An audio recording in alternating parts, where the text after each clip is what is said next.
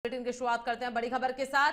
12 के अंता विधानसभा उपचुनाव के लिए आज 15 प्रत्याशियों के बीच कड़ा मुकाबला हो रहा है, जिसमें कांग्रेस के प्रमोद जैन भाया, भाजपा के मोरपाल सुमन और निर्दलीय नरेश मीणा के बीच सीधी टक्कर मानी जा रही है। कुल 2,28,264 मतदाता 268 बूथों पर सुबह 7 बजे से शाम 6 बजे तक मतदान करेंगे। इनमें 1,16,783 पुरुष हैं, 1,11,477 महिलाएं हैं। इसी के साथ अन्य मतदाता भी शामिल हैं। 95 संवेदनशील बूथों पर सीएपीएफ के जवान यहां पर तैनात किए गए हैं। वहीं 3,077 पुलिसकर्मी भी तैनात हैं।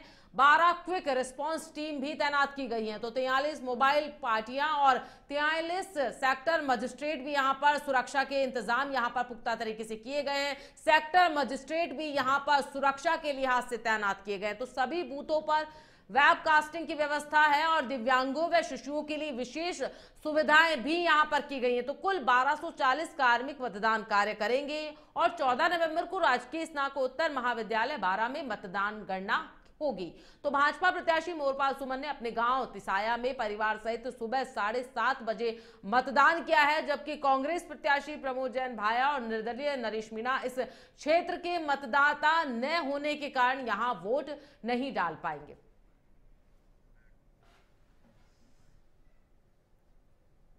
मैं ज़्यादा से ज़्यादा जनता के बीच में रहना पसंद करूंगा। जयपुर तो जब विधानसभा चलेगी या जो जनता के काम मेरे को वहाँ पहुँचाने उस टाइम ज़्यादा वहाँ रहूँगा, लेकिन मैं सबसे ज़्यादा जो मेरी रहने की आदत है जनता के बीच में, 36 वर्षों से मैं इनके बीच में रहता आया हूँ और इनके काम कराने की कोशिश करता हूँ, तो वही मेरी शैली रहेगी। मेरे शैली में कोई बदलाव नहीं आएगा।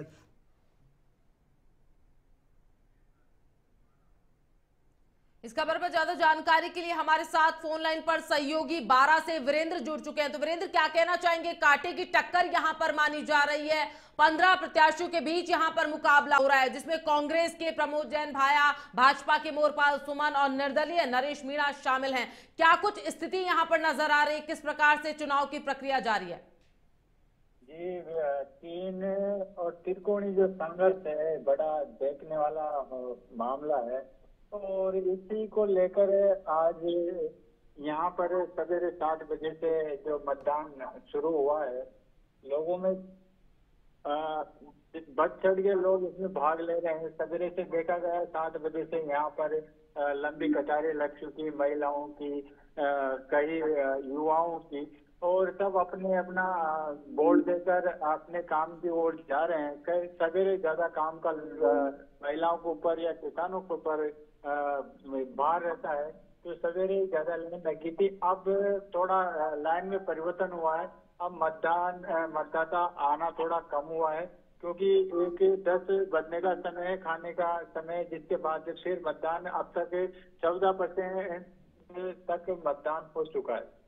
जी बिल्कुल। नरेश मीणा हमेशा विवादों में रहते हैं, क्या कुछ स्थिति नजर आ रही है? क्या उनके समर्थककारी हैं जो यहाँ पर कुछ हरकतें करते हुए नजर नहीं आ रहे हैं?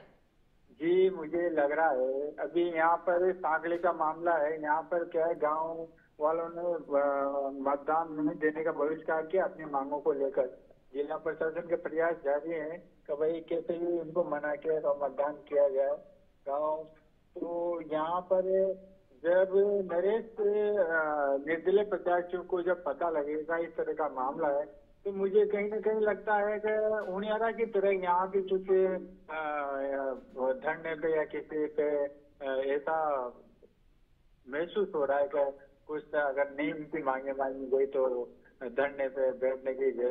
अभी तक उनके सूचना नहीं पहुंची, सूचना पहुंचने के बाद शायद नरेश इस तरह का कदम उठा सकते हैं। जी बहुत शुक्रिया तमाम जानकारी के लिए वीरेंद्र।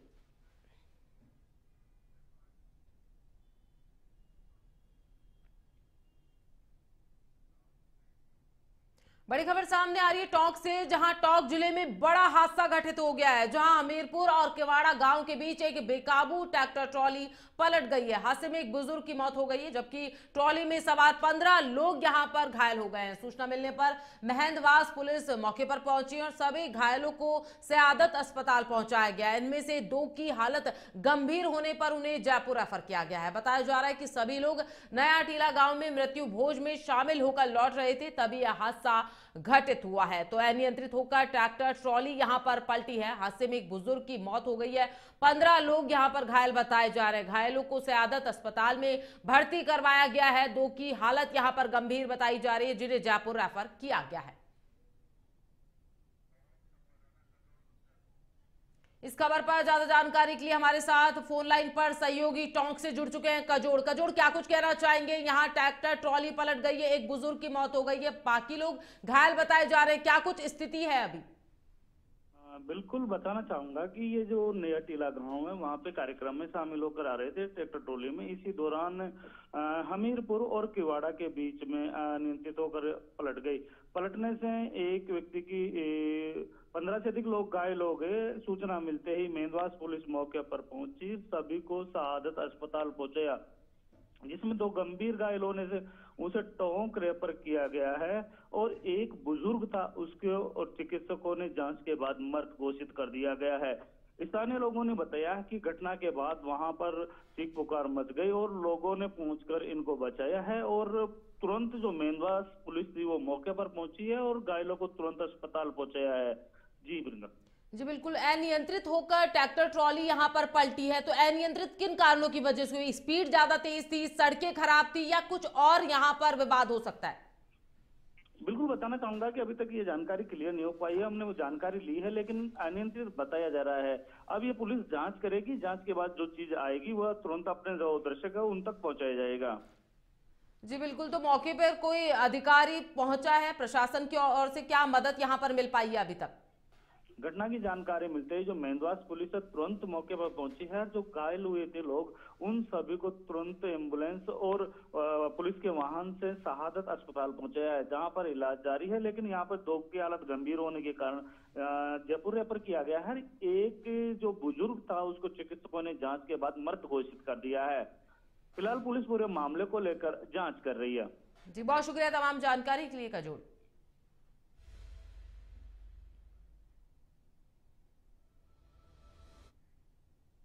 खबर सीकर के अजीतगढ़ से है, जहां आसपुरा गांव में आयोजित महायज्ञ में यूडीएच मंत्री झावर सिंह खर्रा और पूर्व केंद्रीय मंत्री महोदय सिंह खंडेला पहुंचे हैं। यज्ञ स्थल पर हरिदास महाराज ने दोनों अतिथियों का पुष्प मालाओं के साथ स्वागत किया। इसके बाद मंत्री खर्रा और उनके पूर्व मंत्री खंडेला ने प्रधान कुंड में आहुतियां अर्पित की। इस अवसर पर मंत्री झावर सिंह खर्रा ने कहा कि महायज्ञ विश्व कल्याण और समाज में सद्भाव का प्रतीक है। इससे निकलने वाला धुआं वातावरण को शुद्ध करता है। वहीं महादेव सिंह खंडेला ने लोगों से ऐसे धार्मिक आयोजनों में बढ़ चढ़कर भाग लेने की अपील की और कहा कि ये आयोजन समाज को एकजुट करने का कार्य करते हैं।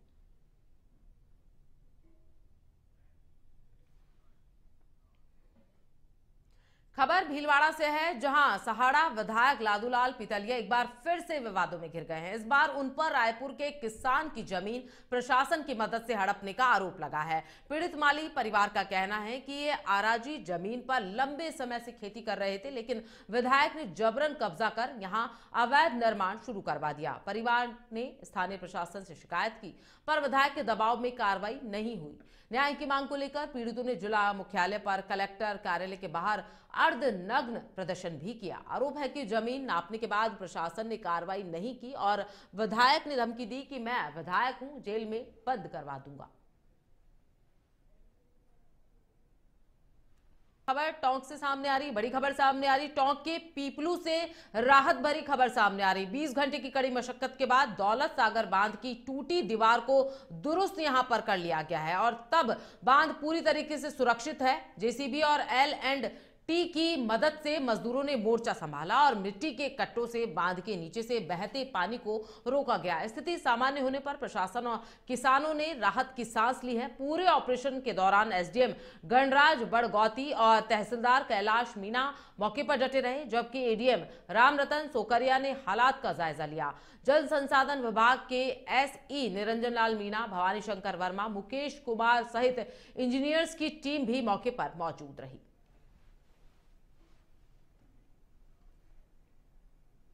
खबर अलवर के राजगढ़ से है। उपखंड क्षेत्र के चंदपुरा गांव में प्याज के कम दामों से परेशान एक किसान ने सोमवार रात 2 ट्रॉली प्याज नदी में फेंक दिया। बताया गया है कि किसानों को प्याज के उचित दाम यहां पर नहीं मिल रहे, जिससे वे किसान नुकसान में हैं।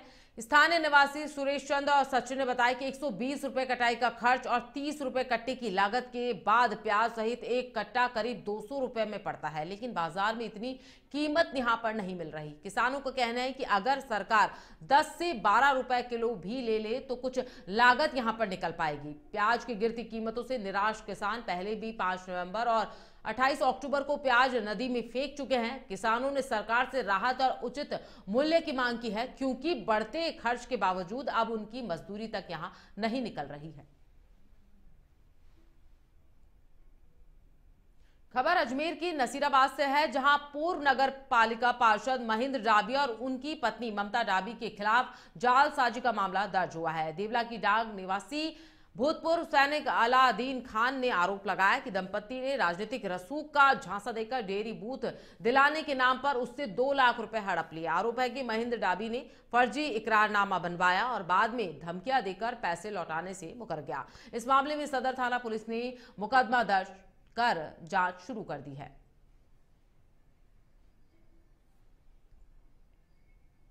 खबर हनुमानगढ़ से है, जहां थालका स्थित जनता अस्पताल में जोड़ों के दर्द, मांसपेशियों में दर्द, साइटिका, गर्दन, कंधे, पीठ, घुटनों और रीढ़ की हड्डी के दर्द सहित गठिया और सुन्नपन जैसी समस्याओं के लिए निःशुल्क परामर्श शिविर आयोजित किया गया। इस शिविर में आयुर्वेदाचार्य डॉक्टर शिव कुमार स्वामी ने अपनी सेवाएं दी। यह कैंप भयमूर्ति हर्बल आयुर्वेदिक का भरोसा प्रकृति के संघ संस्था की ओर से लगाया गया था। डॉक्टर ओम प्रकाश बरावड़ ने बताया कि शिविर में लगभग 80 मरीजों की निःशुल्क जांच की गई है। क्षेत्र में बढ़ती मरीजों की संख्या को देखते हुए यह शिविर अब हर सोमवार को लगाया जाएगा।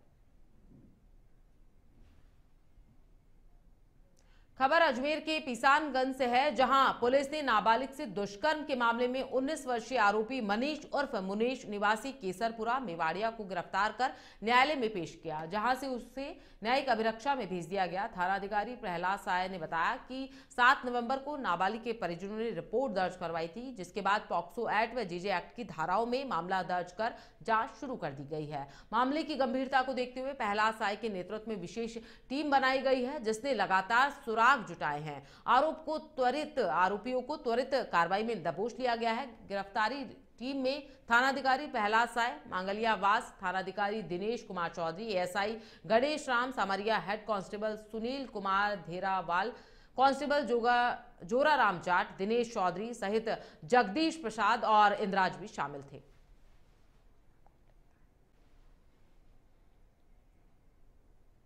हनुमानगढ़ के रावतसर क्षेत्र के गथेली प्रधानमंत्री ग्रामीण सड़क परियोजना के तहत प्रेमनगर से थालड़का तक बनाई जा रही सड़क के निर्माण में घटिया सामग्री के उपयोग के आरोप लगे हैं। ग्रामीणों का कहना है कि ठेकेदार ने काम आनन फानन में किया और पुलिया का निर्माण रात में करवाया गया। यह सड़क कई गांवों को जोड़ने वाली एकमात्र सड़क है, जिसकी मांग 30 साल से की जा रही थी। ग्रामीणों ने आरोप लगाया कि निर्माण में धांधली और लीपापोती की गई है, जिससे सड़क बनने से पहले ही उखड़ने लगी है। करीब 5 से 6 किलोमीटर सड़क बन चुकी है, जबकि 2 से 3 किलोमीटर का काम बाकी है। ग्रामीणों ने बताया कि 10 दिन में ही सड़क से कंकर बजरी उखड़ चुकी है। पीडब्ल्यूडी अधिकारियों को मौखिक रूप से अवगत कराने के बावजूद भी कार्रवाई नहीं हुई है, जिस पर ग्रामीणों ने चेतावनी दी कि यदि जल्द समाधान नहीं हुआ तो विभाग कार्यालय में उग्र प्रदर्शन किया जाएगा।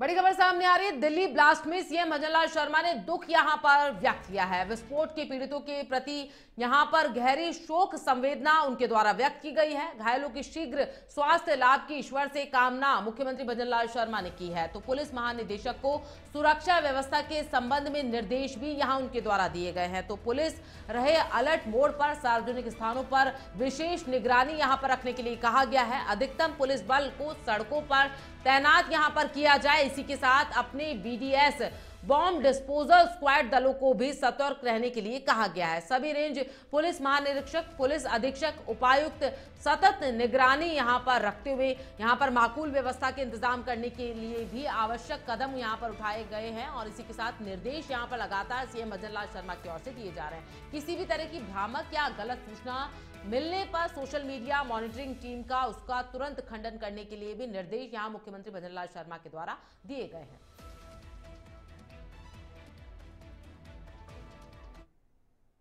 बड़ी खबर सामने आ रही है। अंता उपचुनाव में शांतिपूर्ण मतदान जारी है। सुबह 9 बजे तक लगभग 5.26% तक मतदान यहां पर हो चुके हैं। तो सभी पोलिंग बूथों पर आवश्यक व्यवस्थाएं सुनिश्चित की गई हैं। साकली गांव में ग्रामीणों ने मतदान का बहिष्कार किया है। समझाइश के लिए पहुंचा प्रशासन। इसी के साथ आपको बता दें 736 मतदाता हैं साकली गांव में पंजीकृत।